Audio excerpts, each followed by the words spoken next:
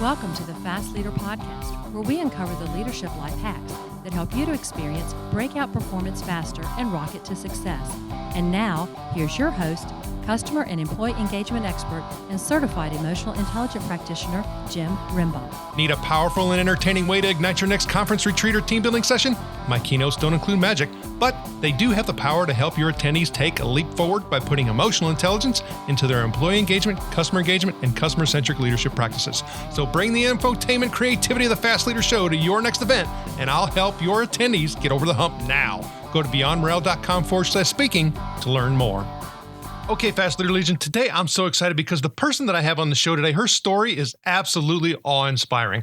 Wendy Keller was born and raised in Chicago, but lived all over the place. When Wendy was 4, her dad took off. She didn't see him again until she found him when she was 28. When she was 6, her mom remarried. Soon after, her parents joined an extreme fundamentalist Christian cult. They believed that the end of times were coming any day, and that women were made solely to serve men. Despite this, when she was 10, she won a district-wide writing contest. At 11, she won her first sales contest. At 16, she graduated high school and began college. She got her own dream job working at a newspaper and won a scholarship to attend Arizona State University. After her scholarship ran out, she didn't have enough money to stay. Her parents offered to pay her education if she switched to the college her church ran in Pasadena, California.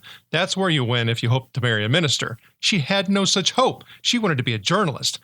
After that, college expelled her for claiming her love to a church outsider, labeling it as sexual misconduct. Wendy was devastated. But then, a few weeks later, a handsome guy whose girlfriend had recently declined his marriage proposal started talking to her. She married him in less than a year. In time, they had 2 darling, beloved children, Jeremy Winston and Amelia Louise. Her marriage was suffering, but the kids were the focus of their life. In 1989, Wendy started Keller Media, a literary agency, helping writers to sell books and manuscripts to publishers. And in 1991, her family took a vacation to the London Book Fair. While driving down a little country road, her husband forgot to look both ways at an intersection, and the car was struck by another car traveling at 65 kilometers per hour. Amelia died instantly. Jeremy was taken off life support 3 days later. Ever since March 15, 1991, when the children died, Wendy has survived the grief of losing her children and her own horrendous injuries, giving birth again, surviving a divorce, a natural disaster, and a substance abusing child. And she has persevered. As of today, Wendy has personally taught over 20,000 authors how to get published and over 7,500 people how to get started as paid professional speakers. Today, she is the author of 31 published books. She's been a featured guest on 53 television programs and has been a guest on over 500 radio shows and has been interviewed, quoted in hundreds of publications. Wendy currently lives in Marina del Rey, California. Wendy Keller, are you ready to help us get over the hump? You bet I am. Thanks for having me on the show. Well, I'm glad you're here. Now, I've given our listeners a little bit about you, but can you tell us what your current passion is so that we can get to know you even better? Oh my gosh, Jim, I have so many current passions. Whatever book I've got up for sale is my current passion. Whatever book I'm reading is my current passion. Whatever book I'm writing next, I've got a lot of passions. And I love ideas and I love information and I love learning new things in all different kinds of areas of my life. So I'm a lot like the people who take the time to listen to your excellent podcast. No, I appreciate you sharing that. Now, reading and learning more about you as a person, and that's one of the things that we really try to do with the Fast Leader Show, because I always tell my guests, it's not what you do that makes you great. It's who you are that makes what you do great. There's a very distinct difference there. And boy, I sure agree with you. Yeah.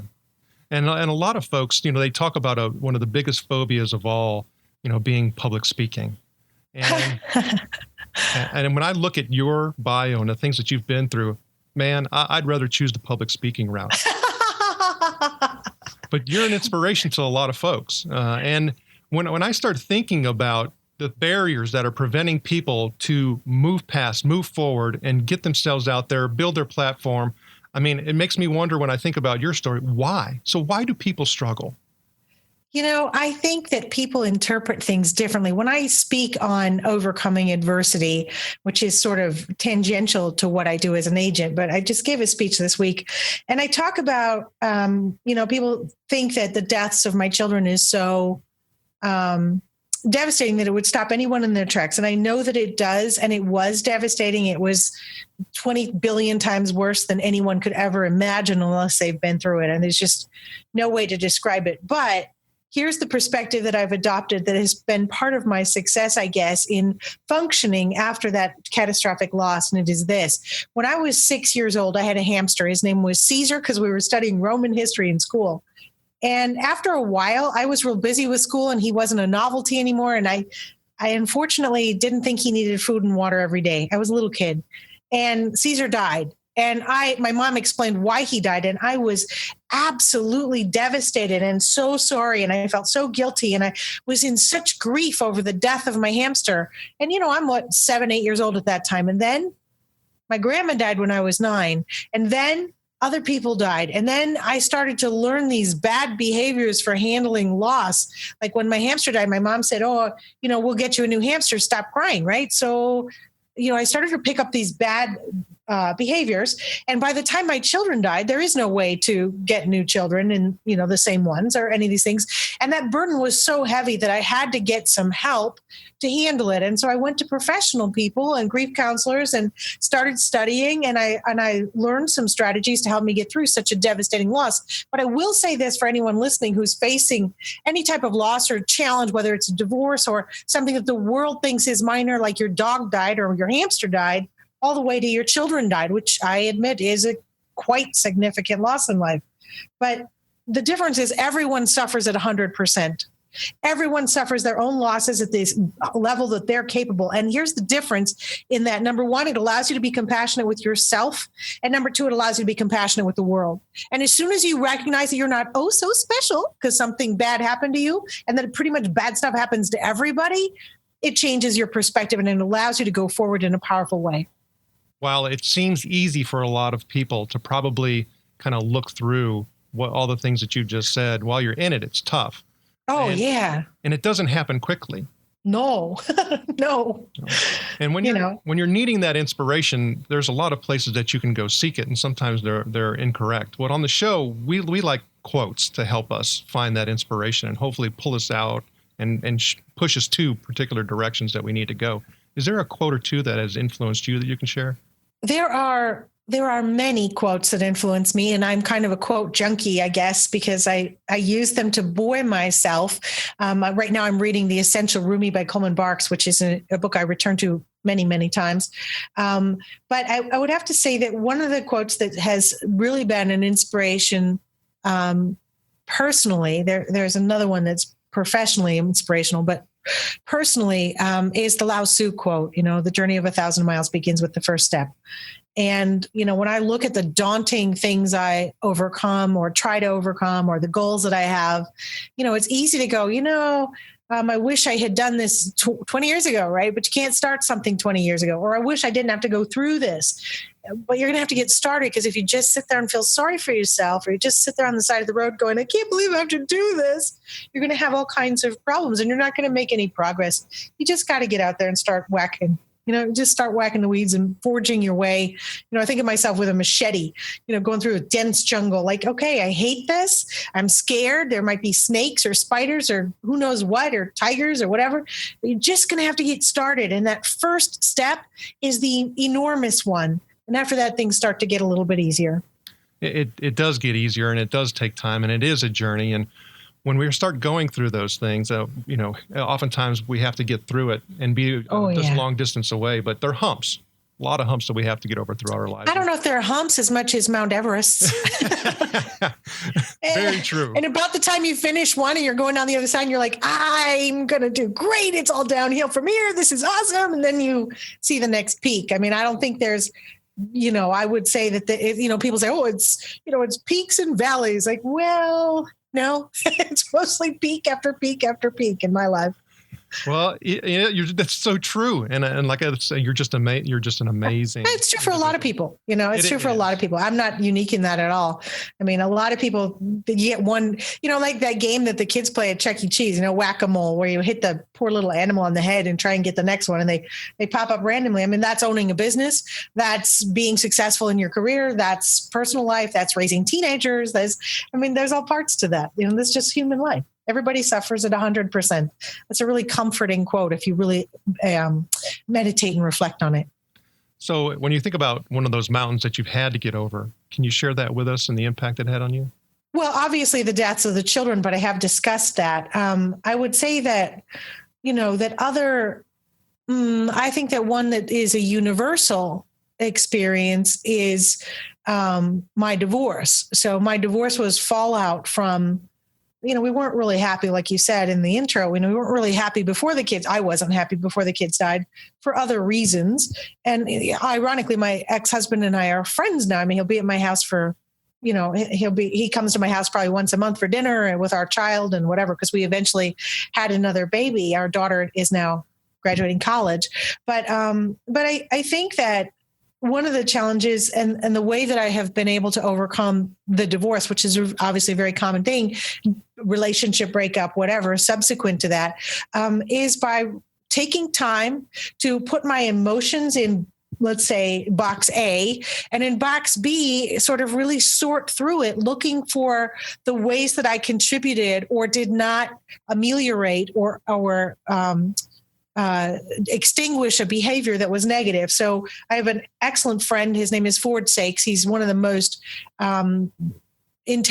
socially intelligent people I've ever met in my life. He designs websites in Wichita, Ford Sakes, really a powerful speaker, all this other stuff. But one of the things I learned from him in our friendship is that, he was in therapy for something we were talking about. And he said, well, the therapist said, when you do this, this happens and it creates that result. So you should try to stop doing this. And on that day, he stopped doing it. When I got involved in Tony Robbins' personal power program, I listened to the cassettes to tell you how long ago that was. I was not physically able to sit up, much less walk, because the car accident that killed the children left me so devastated. But I did exactly verbatim every single thing Tony said in those.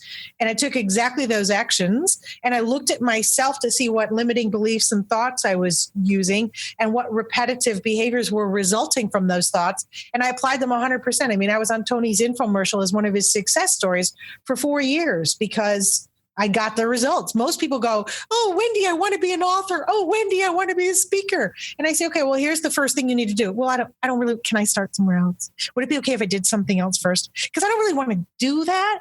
It's a good idea. I'm sure you're right. But, and it's the same way when we're dealing with major obstacles in our lives.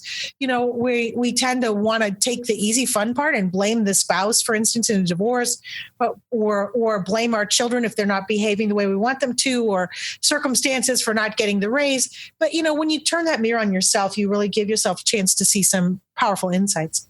Yeah, but sometimes we don't want that mirror to be able to look back at us. Tough luck. It is. Well, that's true.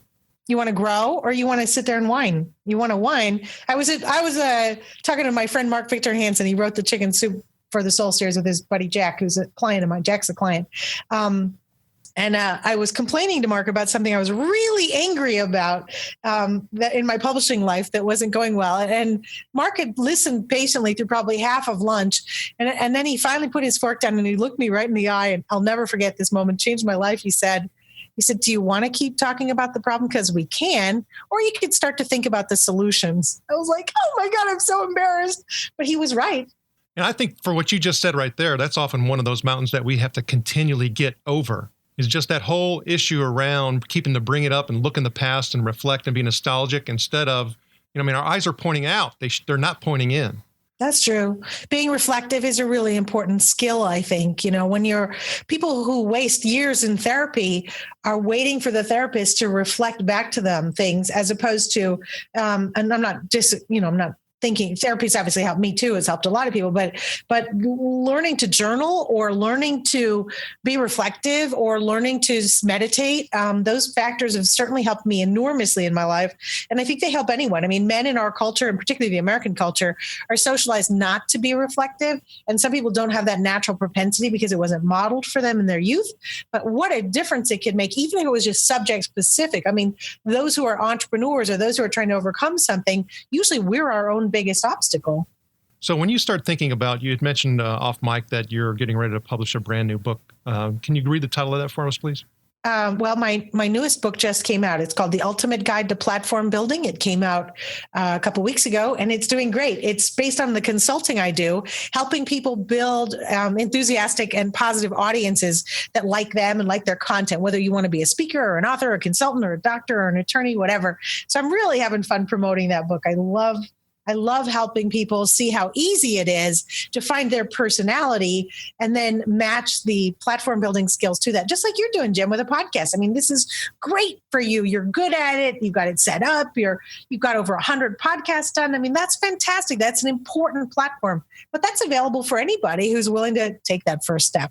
So I know that for a lot of people, kind of like when we started the episode, we were mentioning how, they don't take that step forward, how they're fearful and how they don't look at, the things of life that could be more devastating, and they allow, public speaking and getting themselves out there to be something that blocks them. What are some of the pieces of advice that you would give somebody who's in that position? So, number one, go to our website and take a free quiz. There's a quiz there that's in tandem to my new book. It's at kellermedia.com/bizquiz. Keller Media is my last name, Keller media, like television, kellermedia.com/bizquiz, BIZQUIZ. Go there and take that quiz, and you'll find out whether or not you even should be speaking. There are people who should not be speakers, but that doesn't mean you couldn't do a podcast or start your own radio show, or you would be okay standing in your living room in front of a video camera and starting a branded YouTube channel.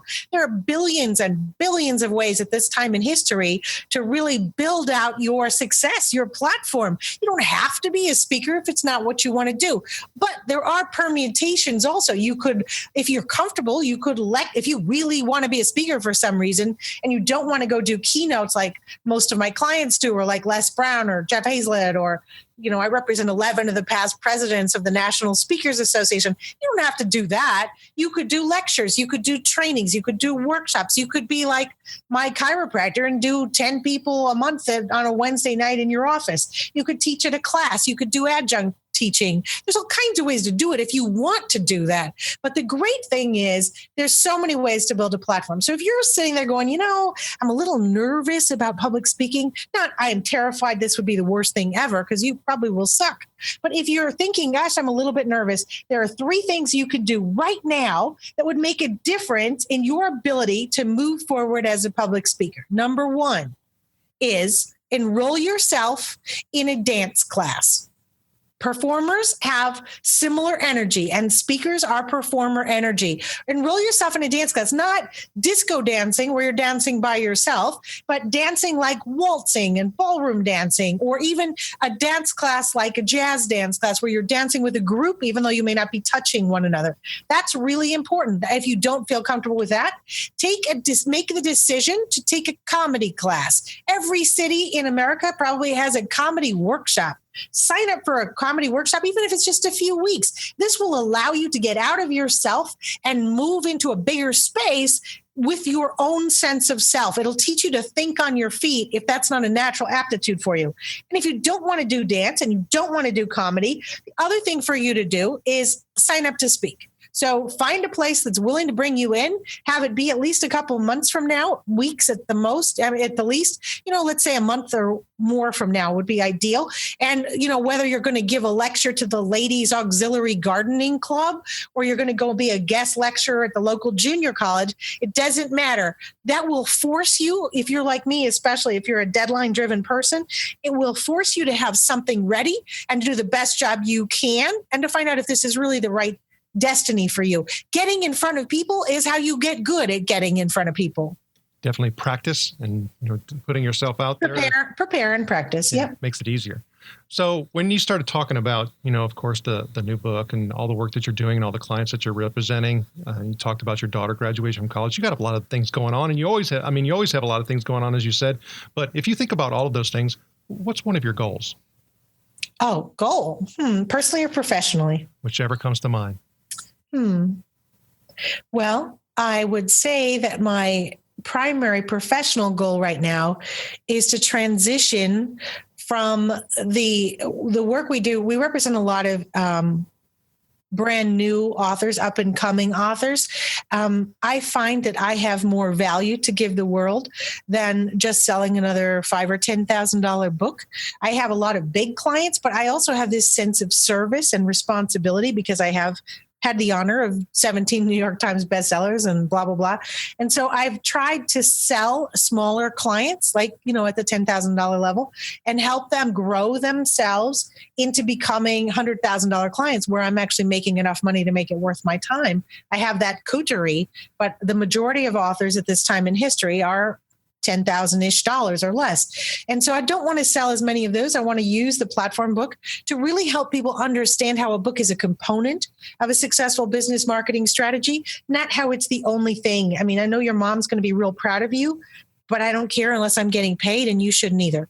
So I can teach you how to use a book to really grow your business, whatever your business is. I mean, it doesn't even matter what you want to do. You could be a dentist, and I can show you how to use a book, published or self-published, whatever, to grow a platform, because that's what I'm passionate about. But I need to get out of doing the $10,000 books. We sold a bunch of those this year, and it's not helpful because the authors are not cued to be successful. So I'm actually hurting them by doing that. And I feel I need to take responsibility. Unless they have a growing platform of fans, they should not be doing a book, and they sure as heck should not be self-publishing. So that's a big, important professional goal that I have this year. And my personal goal really this year includes taking better care of my mom. She's getting older, and it is time for me to step up as the oldest and as the only female child. And the Fast Leader Legion wishes you the very best. Now, before we move on, let's get a quick word from our sponsor. The number one thing that contributes to customer loyalty is emotions. So move onward and upward faster by gaining significantly deeper insight and understanding of your customer journey and personas with emotional intelligence. With your empathy mapping workshop, you'll learn how to evoke and influence the right customer emotions that generate improved customer loyalty and reduce your cost to operate. Get over your emotional hump now by going to empathymapping.com to learn more. All right, here we go, Fast Leader Legion. It's time for the Hump Day Hoedown. Okay, Wendy, the Hump Day Hoedown is a part of our show where you give us good insights fast. So I'm going to ask you several questions, and your job is to give us robust yet rapid responses that are going to help us move onward and upward faster. Wendy Keller, are you ready to hoe down? Yes, I am. All right, so what do you think is holding you back from being an even better leader today? Time management strategies. What is the best leadership advice you have ever received? Put yourself in the other person's shoes every single time. Show more compassion. What is one of your secrets that you believe contributes to your success? I am a pit bull. If you like it, you want it, you take it, you put it in your mouth, and you hold on until you get it. What do you feel is one of your best tools that helps you lead in business or life? My absolute ability to learn anything new, technology, strategy, anything. I'm ready to learn. What would be one book, other than your own, of course, and you have several of those, that you would recommend to our listeners? Web Copy That Sells by Maria Veloso. She happens to be our client, but it is the best book on how to write any type of copy, web or otherwise, that's focused on the other person's actual needs. Okay, Fast Leader listeners, you can find links to that and other bonus information from today's show by going to fastleader.net/Wendy Keller. Okay, Wendy, this is my last Hump Day Hoedown question. Imagine you were given the opportunity to go back to the age of 25, and you've been given the opportunity to take the knowledge and skills that you have now back with you, but you can't take everything back. You can only choose one. So what skill or piece of knowledge would you take back with you, and why? Thank you for that question. I would take back the ability to be humble and not only learn, but also treat other people more kindly. Other people have gifts differing, and I need to realize that not everyone can be coerced into a model that I would prefer. Wendy, it was an honor to spend time with you today. Can you please share with the Fast Leader Legion how they can connect with you? Oh, great. Sure. We're at kellermedia.com, KELLER media.com. Stop on by. And if you are experiencing an emotional problem or challenge that you would like to connect with me on, that's under my eponymous website, wendykeller.com. Wendy Keller, thank you for sharing your knowledge and wisdom. The Fast Leader Legion honors you and thanks you for helping us get over the hump. Thank you for joining me on the Fast Leader Show today. For recaps, links from every show, special offers, and access to download and subscribe, if you haven't already, head on over to fastleader.net so we can help you move onward and upward faster.